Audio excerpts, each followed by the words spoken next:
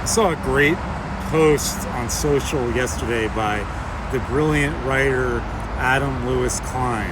I want to share one of his most important points about the anti-Israel movement and the falsehoods and libels at the center of that movement, the core of that movement. The first concerns Jewish indigeneity to Palestine. Jews are indigenous to the land of Judea.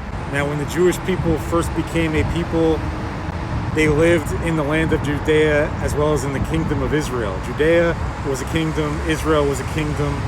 They were later united under the monarchy of King David. Jews are indigenous to what we now call Palestine.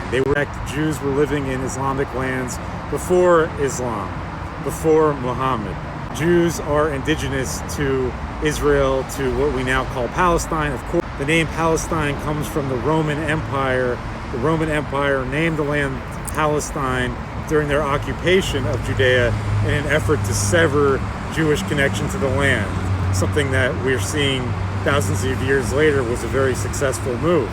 It's the first lie that anti-Israel activists will try to promote, which is that Jews are not indigenous to Israel and that the people we now call Palestinians are indigenous. That's a lie.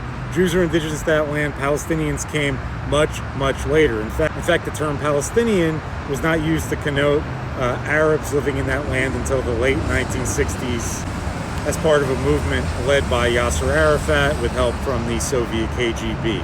So that's the first falsehood at the core of the anti-Israel movement, attacking Jewish indigeneity to the land. Jews, as you can read in any history book, are indigenous to that land and predate the rise of Islam. Christianity also predates the rise of Islam. Christians were in Palestine before Muslims ever arrived, before the Prophet Muhammad ever gave rise to the birth of Islam. Secondly, the second core principle at the heart of the anti-Israel movement, as Adam Klein so brilliantly discusses, is the idea that Hamas doesn't exist, that Hamas is a freedom movement, that the existence of Hamas is secondary to what's going on right now in Gaza. In other words, anti-Israel activists erase Hamas from the narrative, pretend that Hamas has not been killing Americans and Israelis and Jews all over the world since their founding. In fact, terrorism has been at the core of what we now call Palestinianism. Arab terrorism against Jews in the land we now call Palestine predates the rise of Zionism. They are a terrorist organization sworn to Israel's destruction. They are, in fact, the genocidal organization that committed a genocide on October 7th.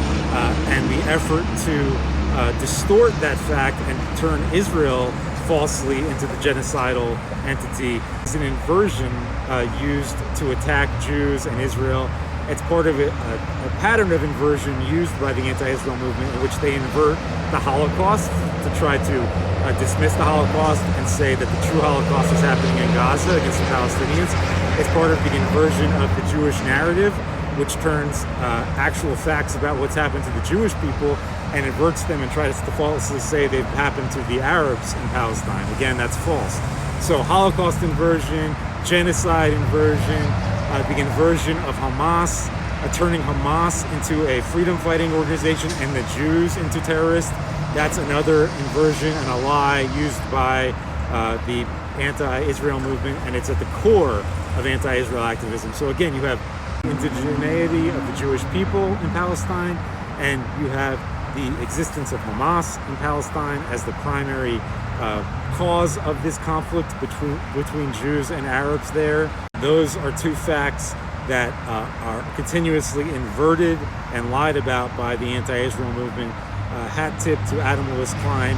If you don't know of his work, check it out. Easy way to confirm all this is to look up how old Judaism is versus Islam. Judaism predates Islam by somewhere between 24 and 2600 years.